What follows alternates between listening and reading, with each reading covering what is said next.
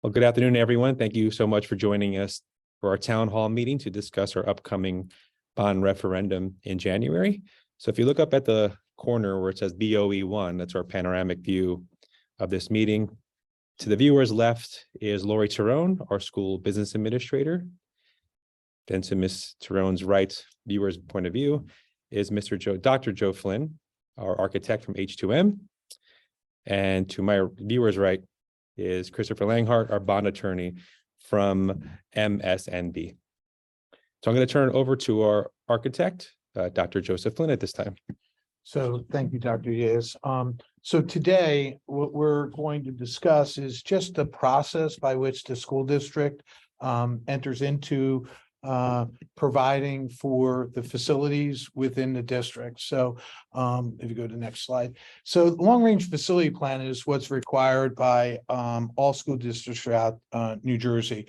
The district asked H2M to assist them with looking at their long-range facility plan and understand those priorities that are taking place as they move forward. So our goal was to look at both facilities, and you can see on the slide, you have the Township Middle School and you have the Township Elementary School. The Township Elementary School, a much newer facility. The Township Middle School has, as you'll see a little later, a number of additions. So the purpose of that plan is so that the district can plan accordingly and budget accordingly and look at the facilities as a whole and prioritize, those projects. So the process yielded a priority list, and that priority list, the long-range facility plan, the district asked H2M to look at the HVAC systems, which is the heating, ventilation, and air conditioning systems throughout both buildings.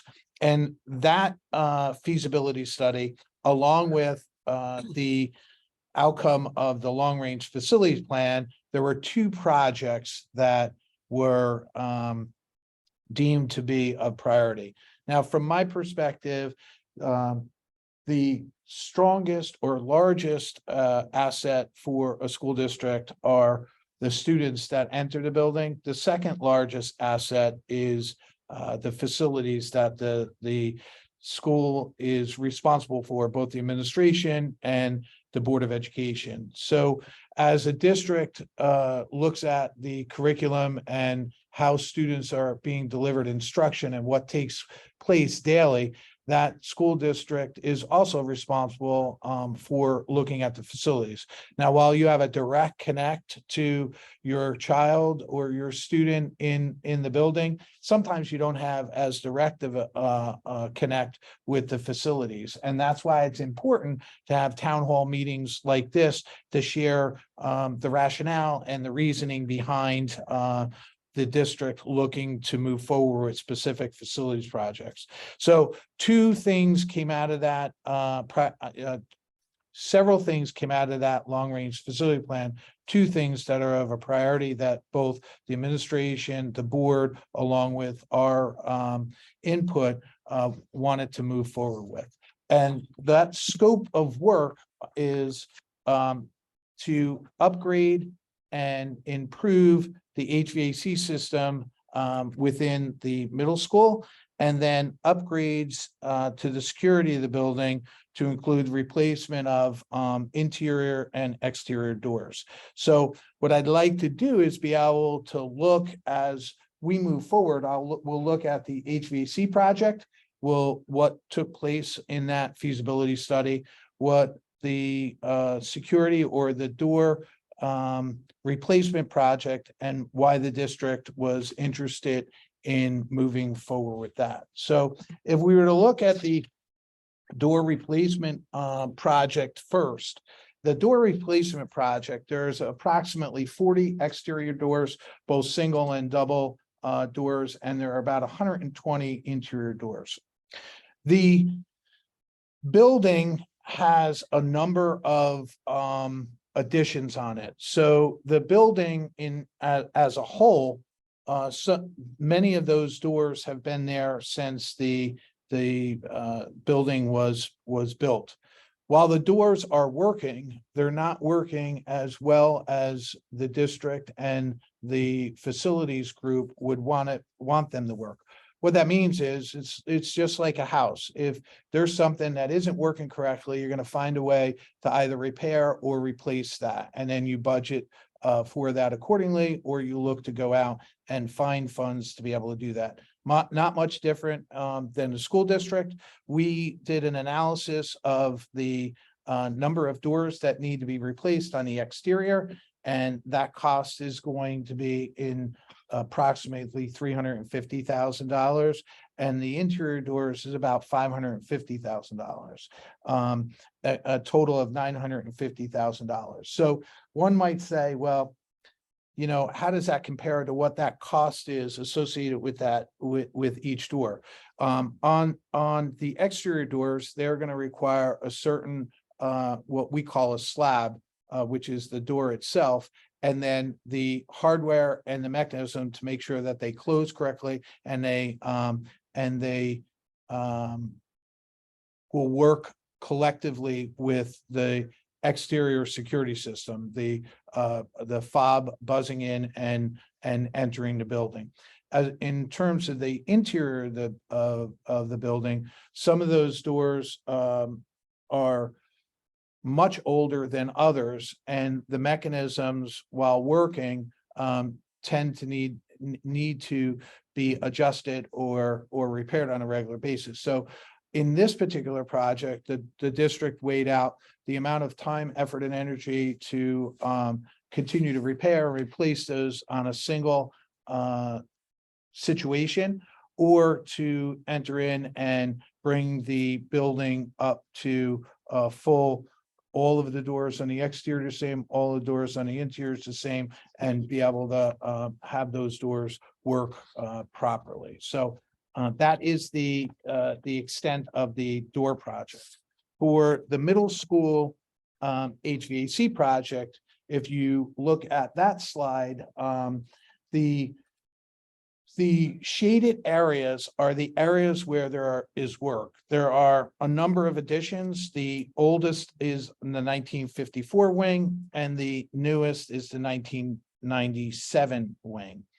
In each of those areas, H2M was asked to look at each one of those components in each one of those classrooms and each one of those spaces to determine the use, the end of life use of that particular piece of equipment, and what that probable cost would be for them to be either repaired, replaced, or refurbished. So there, those of you that are on the call may recall that there was a referendum project several years ago that replaced many of the unit ventilators throughout the building. However, there was not air conditioning in those unit ventilators. So while those unit ventilators are new, and a unit ventilator is the piece of equipment, much like your heating and air conditioning system in your house, that it'll provide heat and it'll provide air conditioning and bring fresh air from the outside. Those unit ventilators, as part of the project, will be we will be putting air conditioning within those units. In addition to that, in the shaded area, you can see that the gymnasium is shaded. There'll be air conditioning and HVAC work in that area. And then the only wing that is not having any work completed is the 1987 wing, where in our outcome of our feasibility study, it was determined that that equipment is sufficient and does not need to be replaced at this time. So the area of work is 1954 wing, the classrooms and the nurses suite, the 69 wing, which is classroom and the gymnasium, the 79 wing, which is classroom and media center, 87 wing, no work in that wing at all. And in the 1997 wing would be classroom work and the child study team cluster of offices. That cost, probable cost, is $1.8 million for that work to be completed. So in summary, what we are looking to do is to upgrade the HVAC system to enhance the ventilation and filtration system throughout the building. And that will include bringing appropriate fresh air into the building and utilizing the equipment within that building so that it is working effectively and efficiently. In terms of the security of the building, what we're looking for is to upgrade those doors and exterior doors and the interior doors in the middle school. So two things can happen. One, they can be all keyed similarly for the administration use and law enforcement uses. And in addition to that, have that equipment or those doors be newer and with less repair work on it. So the board on a whole has determined that the best way to fund this project would be initially to bond the work with paying those bonds back on a schedule. So as we move a little further into the presentation, you'll be able to see and understand what that timeline would look like. So the proposed question is, you'll see that question when you go out and vote, and voting is from 2 to 8 p.m. on January 24th, 2023. And that question will be that to vote on funding the two projects that will take place at the middle school. So I will add that you may say, well, how about the elementary school? We did a feasibility study on the heating and air conditioning system, and that building is a much newer building. And it was determined that at this point, there isn't any work that needs to be done. And again, with the doors in that building, it's a newer building and would not require. So the board and the administration, the board collectively in our discussion was to replace the doors and work on the HVAC system at the middle school. So I'm sure that Dr. Diaz, you might want to share with and let Mr. Langhart or Ms. Tyrone share any of this, but we can open it up to questions. So for the viewers at home, in order to ask a question on a webinar, there's a raise hand feature. So if you just click that raise hand feature, and then I can allow you to talk. And just a reminder that this is being recorded, not to dissuade anyone from talking. We do want you to ask questions. That's why we're here today. So to simply select the raise hand feature, and I will allow you to speak. And you can ask your question to any of the panel members. So at this time, any questions?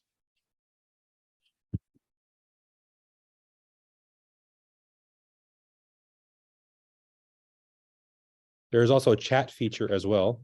So if you don't feel comfortable verbalizing your question, you can just type it in the chat feature and I'll just read your question off. Anything to add while we're waiting for any questions to come in? We did provide on our website a bond referendum frequently asked questions. This asks the question, why hold a referendum now? The education, safety, and accessibility, as well as fiscal responsibility, are the district's highest priorities. And keeping in mind that the board determined now is the right time to move forward. These reasons are the district is eligible to receive 40% of the state funding for the estimated total approved project cost. The state funds are available only if the referendum passes, and the district has funds in its capital reserve to pay off this bond. Other questions are, how will the referendum impact local taxes? It will not impact your tax rate at this time. So once again, this we would be getting 40% back from the state for the project approved, costs. We can speak to our bond counsel and he can explain this further. Chris? Yeah, thank you, Ms. Thoreau. So as you correctly stated, the reason we are going out to bond is we will get 40% of the cost of the project paid for by the state. So that's a good deal for the school district. So the bond proposal question we talked about will be there on January 24th. Assuming it passes, we will be able to borrow up to $2,750,000 to do the project, as Dr. Flynn explained. We'll have to pay that back. It'll be paid back after discussions with the board through a series of short-term notes for a period not to exceed 5 years is the plan. And we anticipate that in addition to the state aid, through deposits made to the capital reserve fund each year and that become available for the debt, we will be able to pay off the notes in at least 5 years, perhaps earlier, with no tax impact to the residents of the district. So again, the whole point of doing the borrowing is to get the 40% state aid that takes that burden off the taxpayers. And the remaining amount to be paid can be paid from funds that will be in the capital reserve fund, such that there shouldn't be any tax impact upon the residents of the district. I'm happy to answer any questions about that anyone might have.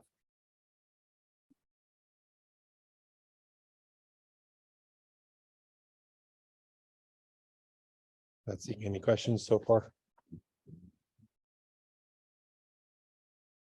I'll give it about another minute.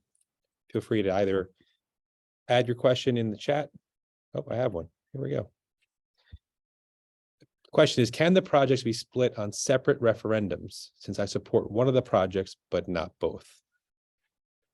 I will say legally we could, but the board's made the decision to do it all together. I think there's probably reasons for that Dr. Flynn can talk about. Economies of scale, doing all the same type of work in one location, staging, that type of thing. It's probably cheaper for the district to do it all at once.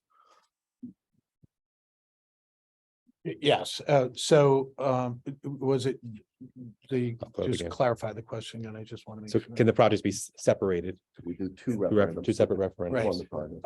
So if you're talking about separating the door project from the HVAC project, I would concur with Mr. Langhart, who shared that the board has decided to move forward with both projects. I think the really important thing out of this is the funding that's available by bonding the project. You're eligible for up to 40%. If you were to use funds just at a capital reserve and not bond it, you would not be eligible for that 40%. So just for example, use $1 million. If you were to break that out, the door project is $950,000. Out of 40% on $1 million, that's $400,000. If the district used capital reserve money just to do that, they would not be eligible to get that $400,000 back in debt relief from the state. So it is a fiscal decision by the board and the administration to move forward to complete those projects as one, meaning as a bond, and those projects will happen over the course of the 23 summer, carry into the 23-24, and then completed in the 24 summer, 2024 summer. So that's the rationale behind why I believe the board has moved forward with bonding the project. Another question did come in. Is there a scenario where the plan doesn't go according to plan and there is a burden to the district taxpayers? Yeah, there, nothing's set in stone. There could be, emergency expenditures that the board hasn't anticipated. There could be, we don't like to dwell on these things, but all sorts of unexpected things happen that can cost money. And you take those things as it happens. But right now, the plan that's being put forth would be tax neutral to the district taxpayers. And I anticipate that we will be able to stick to that plan, but there's no guarantees. You're welcome. Let's see any other questions. questions here. So you can either type it in the chat, type it in the Q&A, or just raise your hand if you want to speak, and we can give you the floor.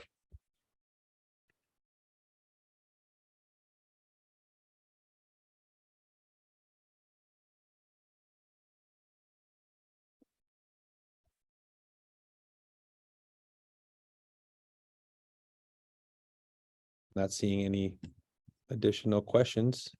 So as a reminder, we do have a second session tonight at 7:45 p.m. There'll be an in-person option if you'd like to come back and listen to this presentation, there's a Zoom option as well if you can't make it. We would ask that if you could share the information with your friends, local residents, that we are hosting an in-person and Zoom meeting tonight. It'll be much appreciated. We also will be sending the recording of this presentation to our school community, and we'll be sharing it with the township to ask their assistance and making sure that community members, non-school community members, are aware of what we're looking to do. Anything for the good of the order? Here. Just check. I saw something. Something pop coming? up. Oh, another Let's question. check. Yeah, thank you. Good call. Anything? Let's see here. Yes. Can the locks be changed on the doors? Well, what exactly is wrong with the doors? So, so yes, the lock mechanisms can be changed on the doors. However, some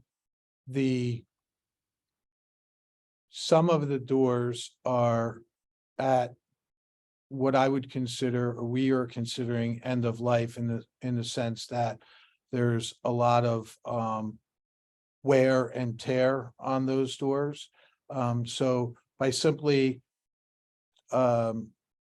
switching out the what they call the lock set, there's a lot more involved with that because everything has to line up. And with the doors that are in place now, either swelling or shrinking, or as I said, wear and tear on those doors, has been determined that the best approach is where we can swap out the door slab, which is actually the door itself, and then the lock set will be new, and then the closure, which is that spring loaded typically at the top of the door. The other piece of the puzzle is, many of the doors are, back years ago, the doors were several hinges down. The code has changed over the years where it's imperative that a continuous hinge is in place. So the doors will not only be replaced where, again, the wear and tear and the lock sets and the closures, but also to meet the appropriate current codes that are in place. Again, there are many additions, and the doors were put in to meet the codes at that time. We will be looking at what the current codes are and following that. So.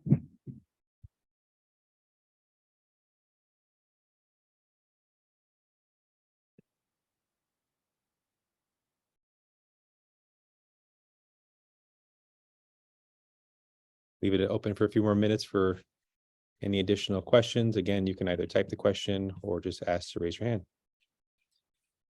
Another question came in. $950,000 for door replacement seems excessive. Are there cheaper options to achieve the same desired objective? Okay, so and I will say that if you look at going to the Home Depot and purchasing, or Lowe's, or even your local building supply, those doors are typically residential and very light commercial at that. The doors that are necessary within an educational facility, there's a lot of requirements for that. So simply, if you do the math and exterior doors, a complete exterior door can range from 8,000 to 12,000 for that door to be in place with the closures and the lock sets. And then for the interior doors, it could be in excess of, 2,500 to $3,500 per door. Now, while that seems excessive, keep in mind that it's a much different door than what you would purchase. So if you were to Google that, To be fire rated. yep, and thank you. The doors require a fire rating on that, so that increases the cost that's associated with it. So again, if you were to look that those numbers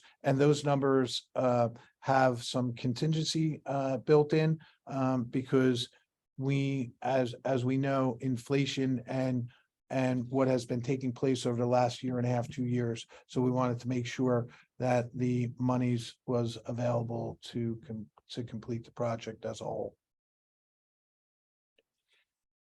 Another question came in.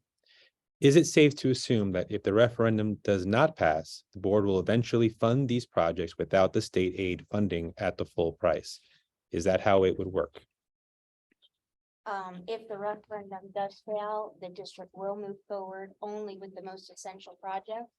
The district will fund the projects on a priority basis within the annual budget.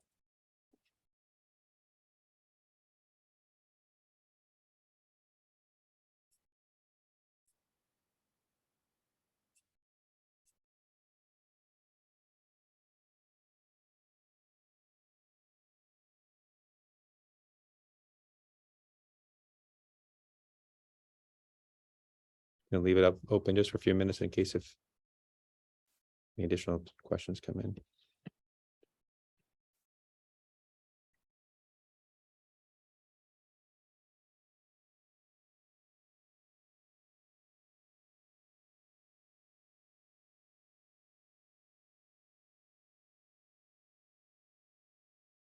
Another question came in. If the referendum fails, which project is deemed most essential?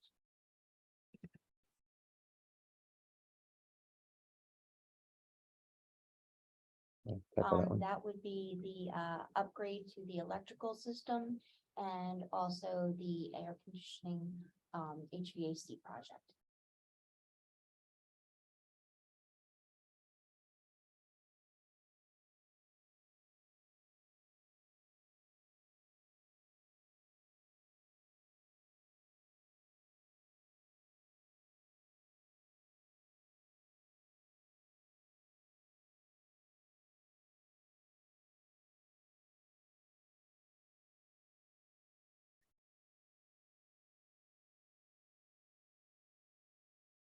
So the door project is the least essential of the projects, correct? Yes. We would like to do this project. It's important for the safety of our community and the safety of our children. We are a school that is close to a major highway. We have a quick check going up on the corner, and we want to make sure that we have security for our children. And keep in mind, while the security is there, you're enhancing that level of security. In addition to that, you have to weigh out the amount of time, effort, and energy that a laborer, somebody providing or doing that labor, either to repair, fix, replace parts that are on that door. So you gotta take that into consideration as well. If the referendum does not go through, what is the time frame for completing the projects? That could change depending on our funding and what the board deems necessary. If safety is a number one priority, why is a door project considered the least essential? We do have safety on the doors now, but in an overall grand scheme of items, when you put them in priority level, it's important for us to have the airflow it's important for us to have the air conditioning at this time, with the change in our weather. Also, a lot of our air conditioning is failing at this time, so it's already past the end of its life. Mhm. And some of our classrooms have already experienced no air. It would also be a great pleasure to have air conditioning in our gym.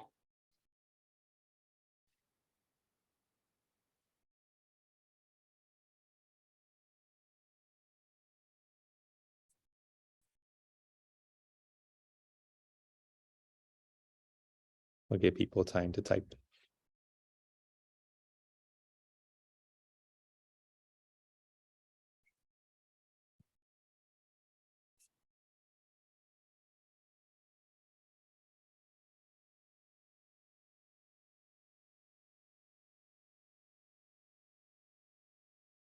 Every time I go to close the meeting, someone asks a question, so I think that's how I get additional questions.